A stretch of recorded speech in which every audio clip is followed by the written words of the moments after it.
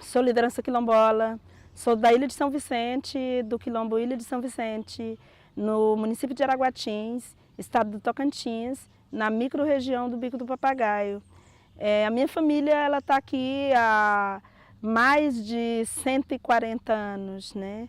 É uma cidade, Araguatins é uma cidade da época do Brasil Colônia.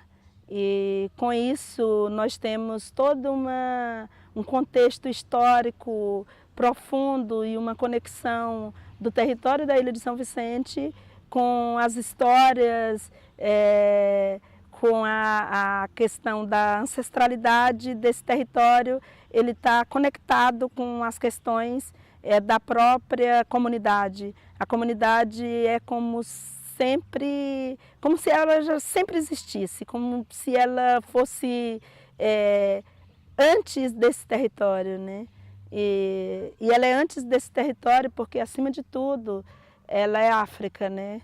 É a nossa relação de território, é a nossa relação com o universo, com o sagrado, com as plantas, com o rio, com a terra, com o solo, com o território. E tudo isso é um pouco de nós, né? Um pouco do que é a família Barros, né? A família Barros está aqui há séculos e a gente se projeta nessa história, a gente se sente pertencente a essa história e a gente tem uma relação de vida, de morte, de ancestralidades, do antes e do depois, né? É muito, muito significativo, né? E a própria história do território, a própria história do Cerrado,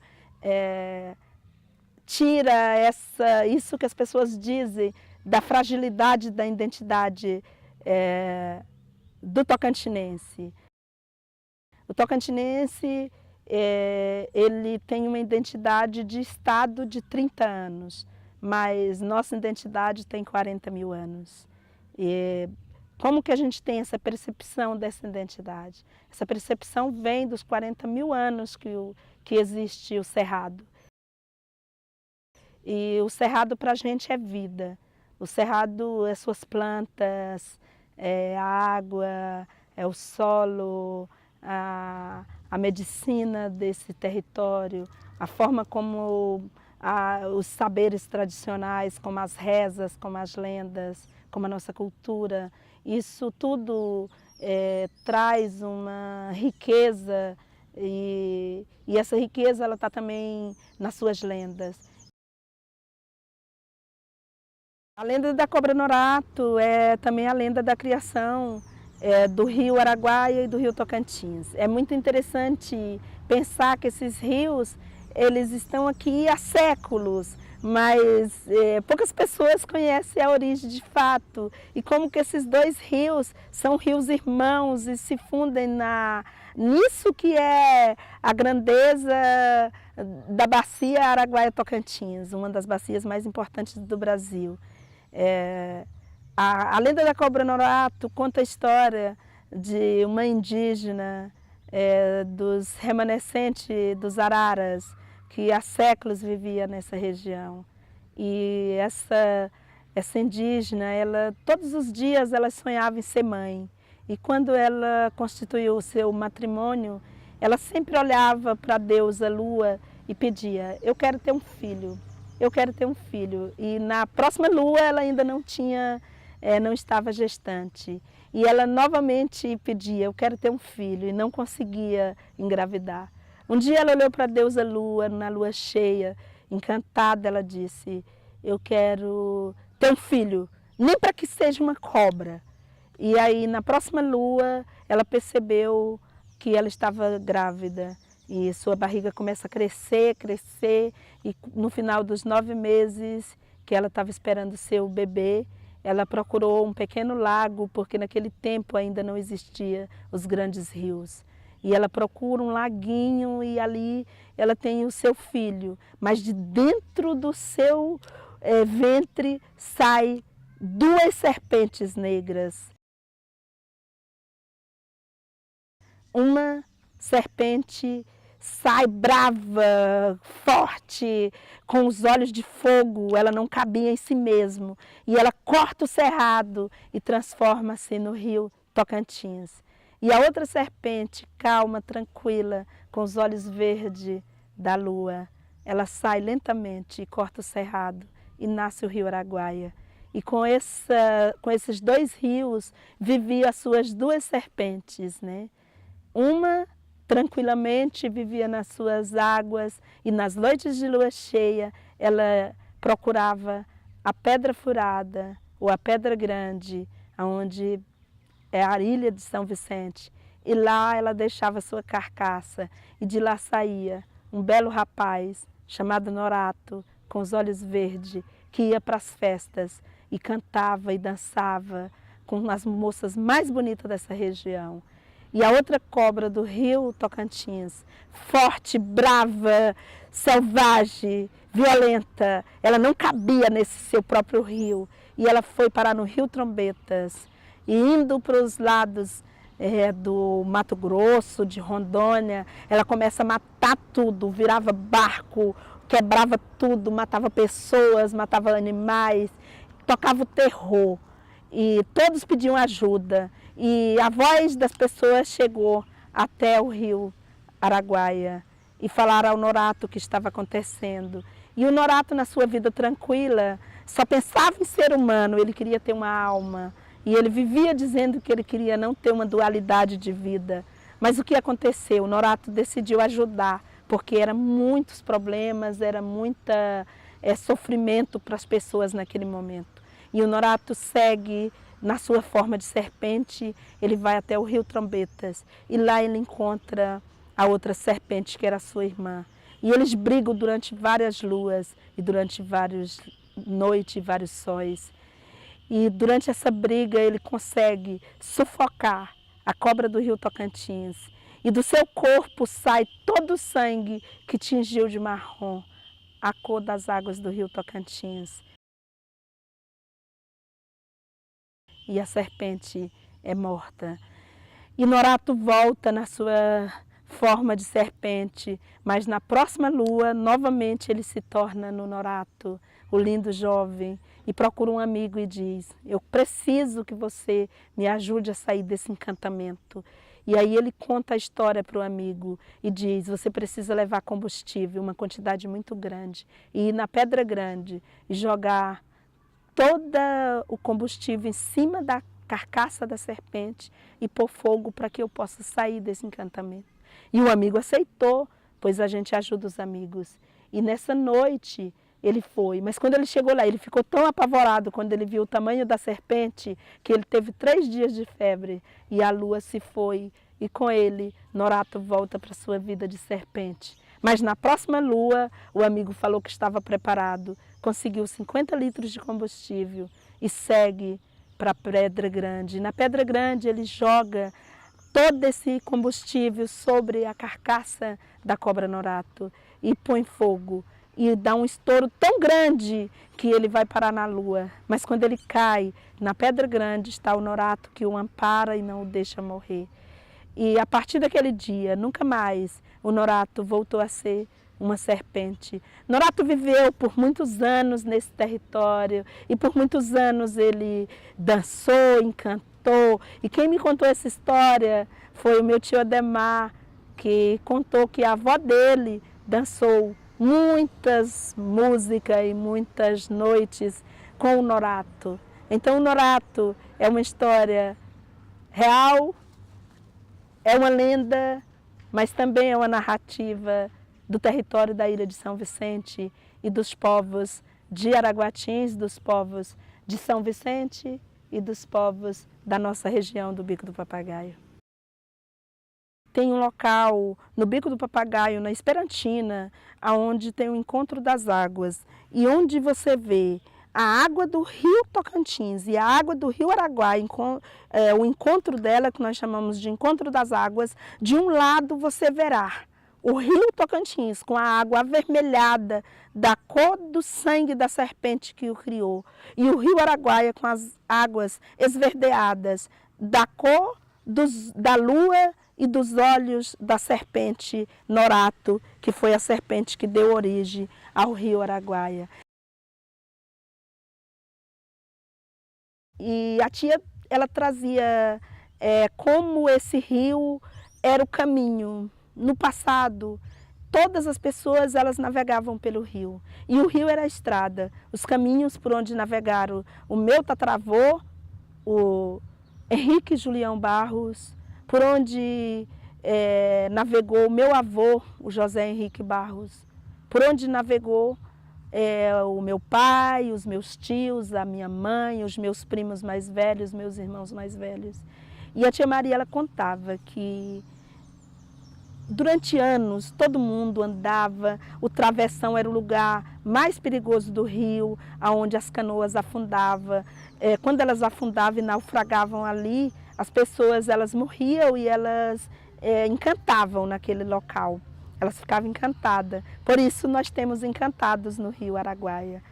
E é tanto que a Pedra Grande, ali naquela pedra a gente escutava, e até escuta até hoje, galo cantar, galinha, boi, você escutava o mugido dos animais. Você via máquina de costura novinha em cima da pedra, quando chegava lá não tinha nada. Você escutava riso de criança, conversa de pessoas. E isso são os encantados que vivem na Pedra Grande, na Pedra Furada. E tia Maria falava que durante anos, só se navegando nos rios, as pessoas iam para Marabá, ela chegou aí para votar em Marabá, voltava da votação, tudo nos barcos. O meu avô, ele fazia farinha e toda essa farinha que eles produziam, que era a farinha dos Henriques, ele levava para vender em Marabá. E lá em Marabá ele começava a vender nos paneiros, eram os paneiros feitos de um talo, né, que é o jari, e coberto com a palha da banana, dentro colocava farinha, fechava e levava nas canoas, que eram as montarias, e um grupo de homens que iam remando essas canoas até Marabá e voltava. Lá eles compravam os tecidos, as fazendas de tecido para fazer a roupa das mulheres. Eles compravam pote, eles compravam pratos, eles compravam ferramentas, as coisas que eles não produziam, eles compravam lá em Marabá e traziam para a ilha, traziam para o território. E essa era a vida. Só que chegou um determinado momento que as pessoas já começaram a falar que ia ter estrada.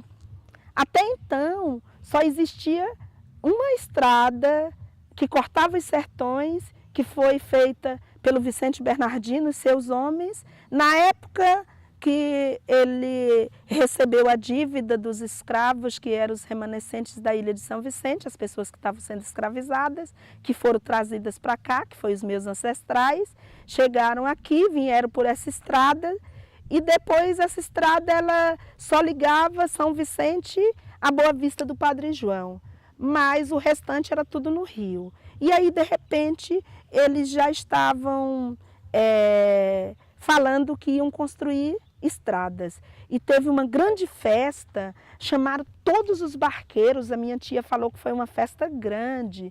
E aí, depois daquela festa, já começaram a construir a estrada para ligar Imperatriz, para ligar o Maranhão, para ligar o Pará a essa região aqui do Bico do Papagaio, né? E com isso veio a notícia que viria o primeiro carro em Araguatins. Até então nunca tinha tido um carro em Araguatins. E essas ruas não tinham asfaltos, nada. Apenas algumas ruas que tinham pedra, mas outras não eram calçadas de pedra, tinha poças de lama. E chegou o grande dia, quando veio uma balsa que vinha da região de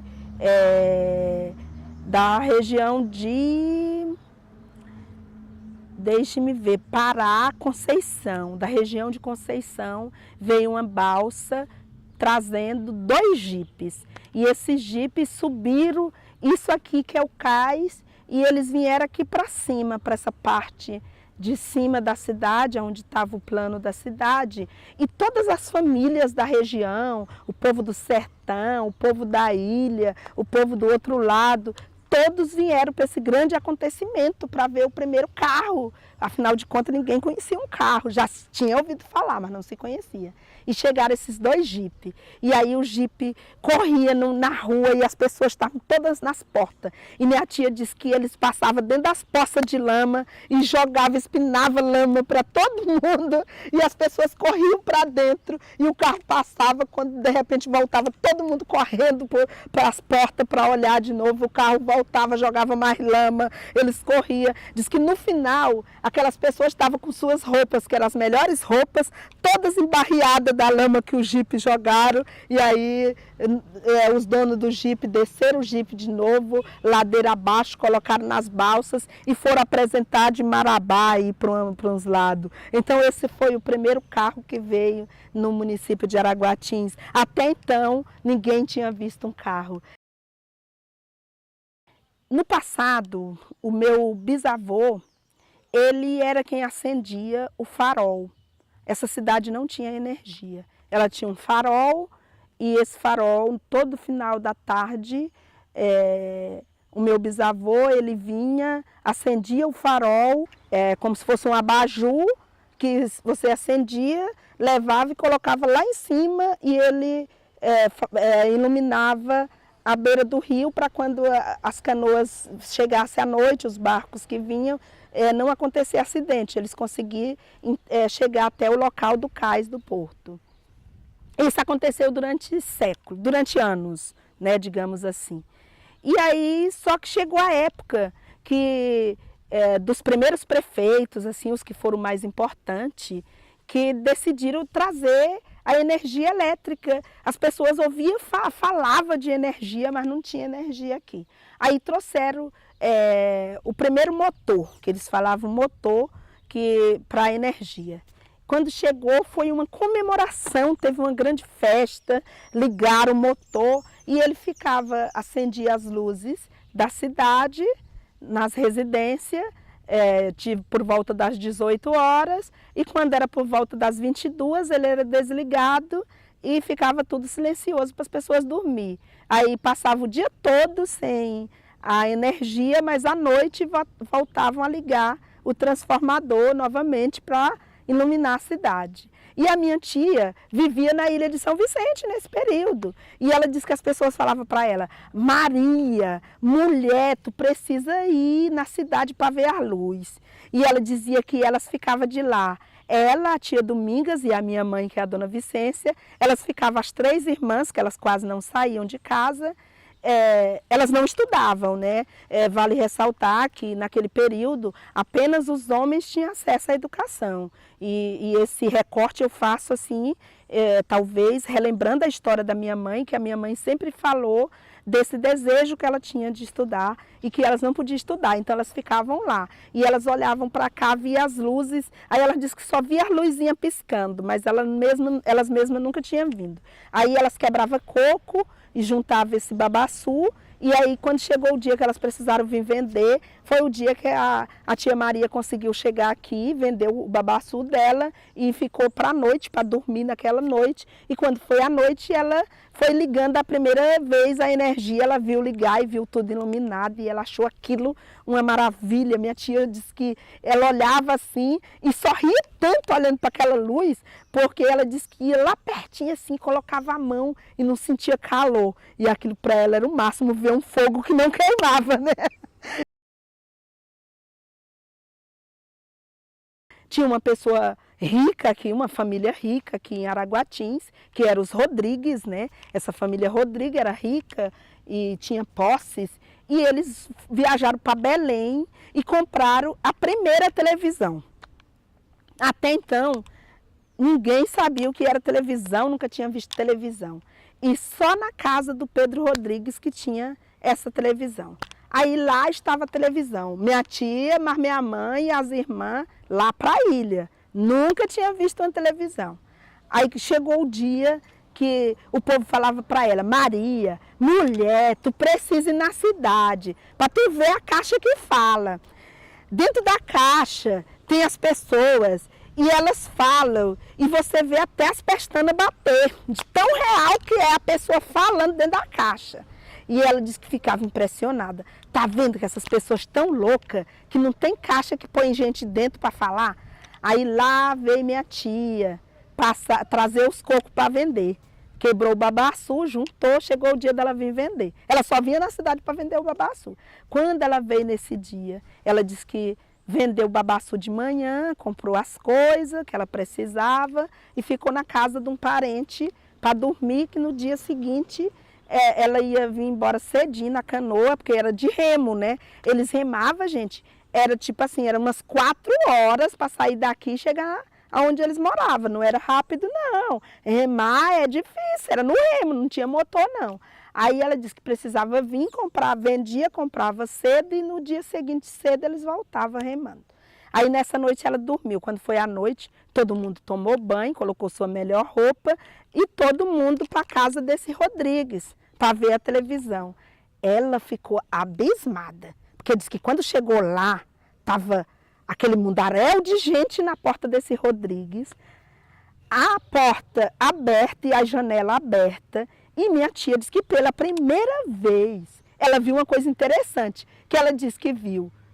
Até então, ela vinha na cidade, ela via todo mundo tomava banho final da tarde, sentava na porta com as costas para a parede e a frente para a rua vendo o movimento da cidade. Nesse dia, minha tia disse que viu todo mundo banhado, vestido e arrumado e perfumado, mas sentado na frente da casa do seu Rodrigues, com as costas para a rua e a frente para dentro da casa. E isso é uma simbologia muito grande, porque significa como que a televisão tira a interação das pessoas. E a minha tia já tinha essa percepção e eu achei isso incrível nessa história da primeira televisão de Araguatins.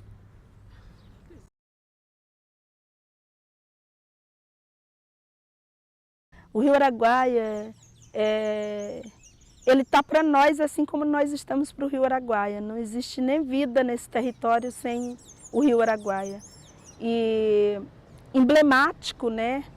Com suas águas claras, com seu peixe, com o cotidiano, com a alimentação, com a vida dos ribeirinhos, dos quilombolas, dos pescadores. E a gente numa situação de preocupação. Falando com o tio Pedro, e meu tio Pedro me contava que há uns 20 anos atrás, há uns 30 anos atrás, 30, 40 anos, eles vinham para o meio do rio com a canoa, pegavam uma corda de 50 metros e soltava dentro do rio. E a corda não chegava no fundo do leito do rio, porque era uma profundidade muito grande. E hoje, nos meses de maio até novembro, esse rio está tão assoreado que, se não for um barqueiro experiente, pode sofrer um acidente, porque tem tantos bancos de areia e tem toda uma ação de violência contra esse rio também, que é praticada no cotidiano, na forma como as pessoas estão usando o rio para o enriquecimento. Quando você anda durante quilômetros e quilômetros nas margens do rio Araguaia e você vê grandes pivô e você vê canos enormes, gigantescos, que fazem captação da água do rio sem nenhuma autorização e joga para a plantação de soja e joga para a plantação de milho transgênico.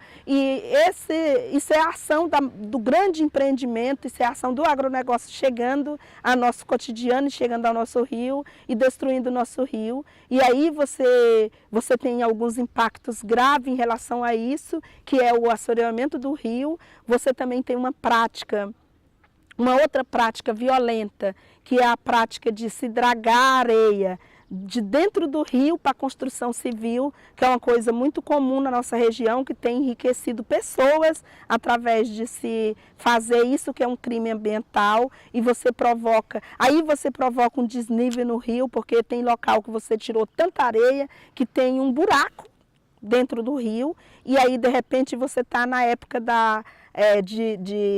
do turismo, na época das férias, você recebe uma série de pessoas de fora, de repente uma pessoa está tomando banho aqui no raso e de repente ela cai dentro do buraco e você tem acidentes de pessoas morrendo por isso.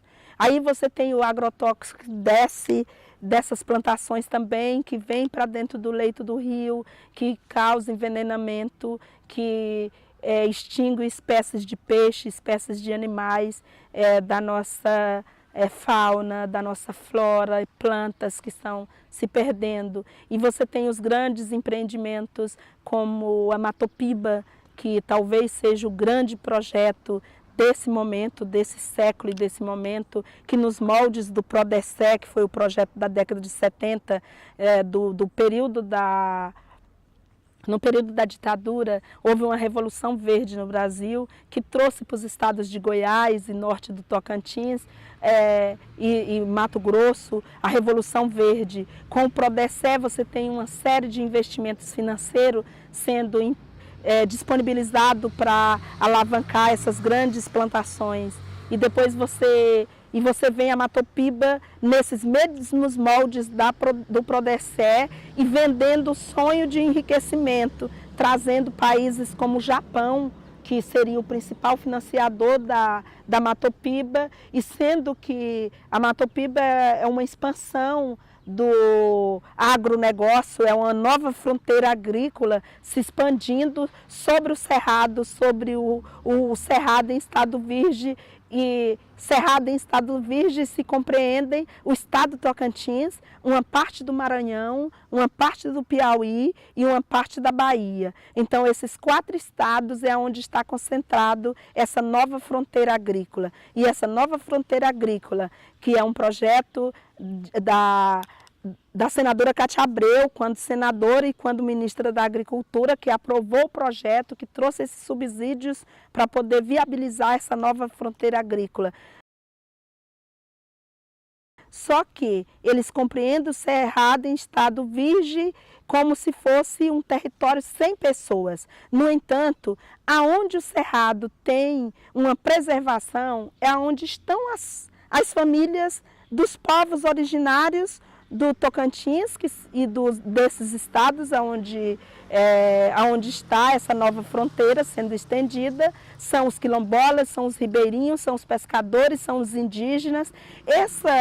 Esse território, ele não está disponível, esse território tem pessoa e somos nós que estamos nesses territórios. E para que esse empreendimento possa acontecer, nós temos que ser retirado. O grande problema é que querem nos retirar sem uma consulta, sem uma livre consulta que está estabelecida na OIT 169, então você está, de certa forma, lesando essa OIT 169 quando você retira povos de seus territórios sem a livre consulta, sem que haja nenhum debate, sem que haja um respeito a esses povos. E dentro disso, desse pacote da Matopiba, você tem os outros 2 grandes empreendimentos, que seria a hidrovia Araguaia-Tocantins, que está já aprovada para poder acontecer nesse rio, sendo que a obra vai acontecer em Marabá, mas a hidrovia